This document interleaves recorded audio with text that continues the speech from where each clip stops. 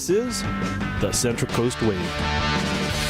Today on the Central Coast Wave, we'll continue exploring an exotic place in our area. We'll learn about an important and historical venue in Salinas and more.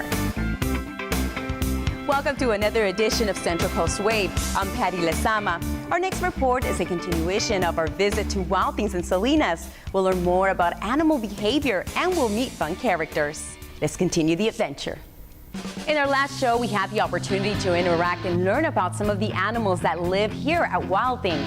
This place has not always been an exotic animal exhibition, as Mr. Summit explained to us. Well, it came about as one thing and it keeps evolving, it keeps changing, and it's continuing to change. In the beginning, it was just a closed facility that was used for film and television work.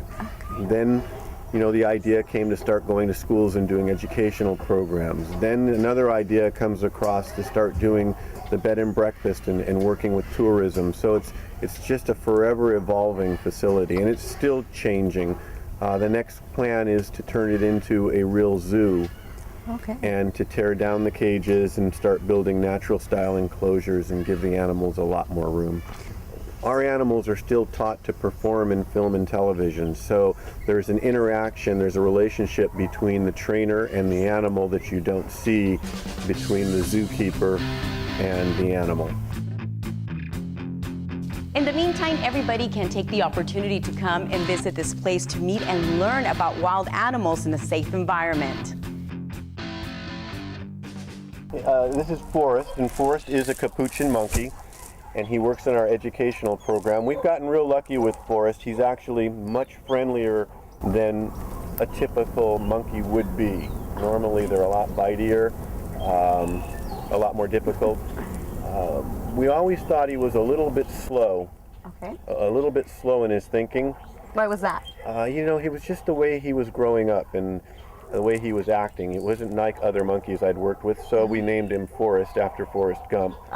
And it's proven to be the same today. He's just very, very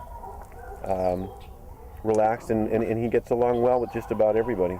Now I noticed that he laughs, so they have like similar expressions to humans. He does, and he's ticklish. Hey. It's really interesting. It seems to be kind of like I'm holding a child. It is, very much so. A little baby, and he seems to be very, very caring, very lovable.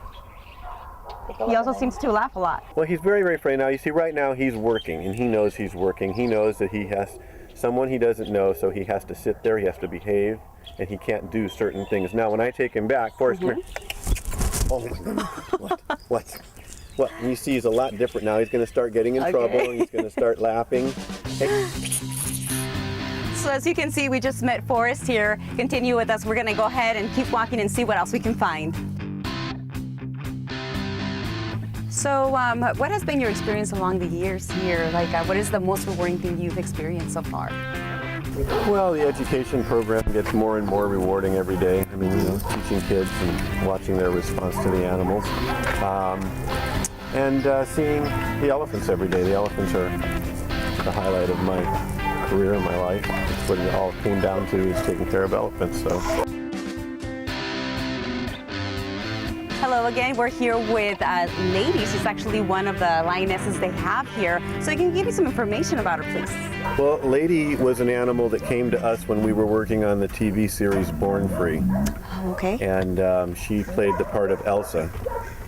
So she's been with us ever since. She doesn't do a lot of work now, but we're very proud of the fact that we don't get rid of them just because they stop working. Once they have a home here, they have one forever.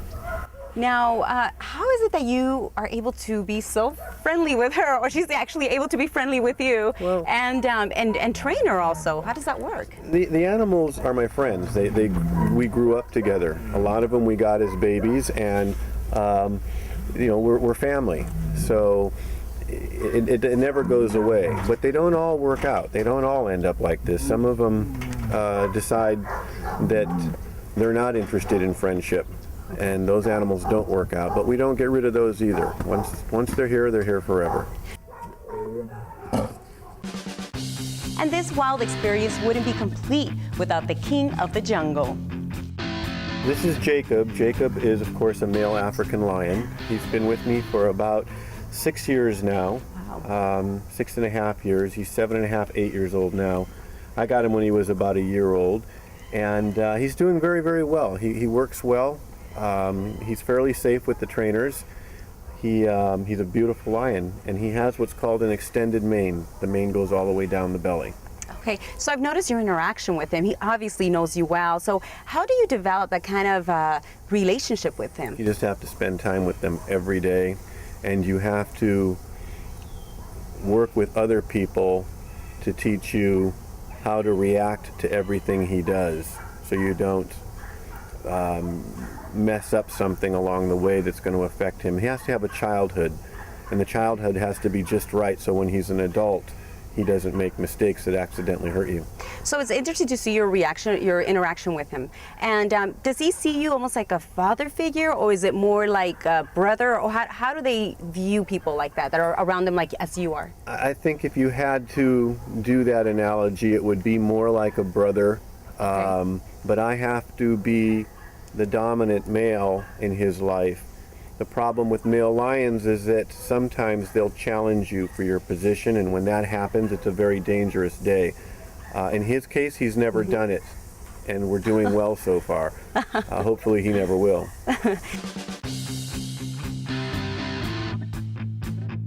Along with the exhibits, Wild Things offers a very special service, such as a bed and breakfast for adults. Well, the bed and breakfast is really an animal lover's adult retreat, is what it is. So it's situated so that people can sit on the decks of a real authentic South African bungalow and watch kind of like a savanna with elephants, buffalo, zebras, ostriches all playing together in front of them in a 5-acre playpen. Wow.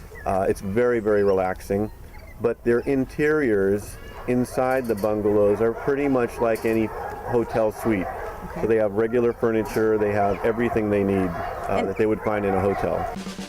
The bungalows are very well prepared for everyone's needs. The relaxation prepares you for a wild morning where you'll meet very special visitors. Now we are in one of the most exciting parts of all our interviews today. We are here today with Butch, and he is one of the elephants that live in this area. So, hi, can you give me some information about Butch?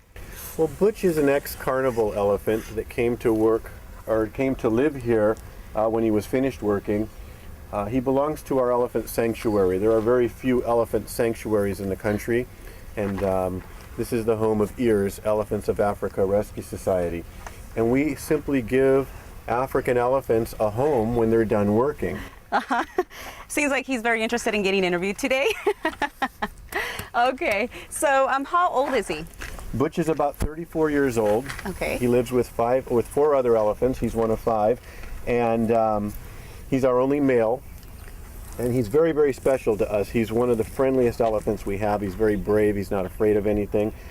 He's truly our safest elephant here. So he gets to interact with all the kids. He does all our school programs. He likes to suck on your hand.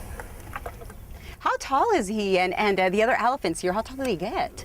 Most of our elephants are about 7-8 feet to the shoulder. Butch is 10 feet to the shoulder, and he weighs a little over 10,000 pounds. Now, you mentioned EARS. Can you give me some information about that?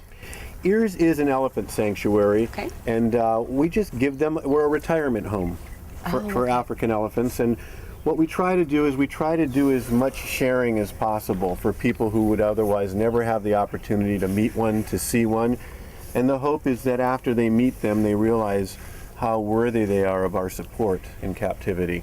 So they're supported solely on donations. It's a nonprofit, and we just continue to try to share them with people and let the elephants continue to ask for help, for support. They eat about 200 pounds each a day. Wow. We figure it costs us just under $50 a day to maintain an elephant.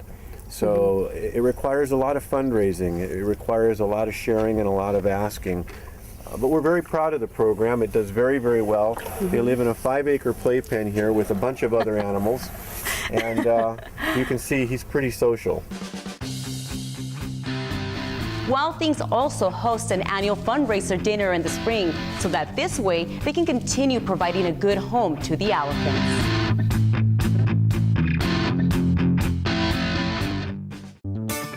Did you know that President Abraham Lincoln stored his speeches in his hat. The 16th president also stored letters and other items in the same place. After this break, we'll learn about the history of a venue in Salinas and its important role in the community. Stay with us. If you have ideas, suggestions, or want to be featured on Central Coast Wave, please send us an email to tips@centralcoastwave.com.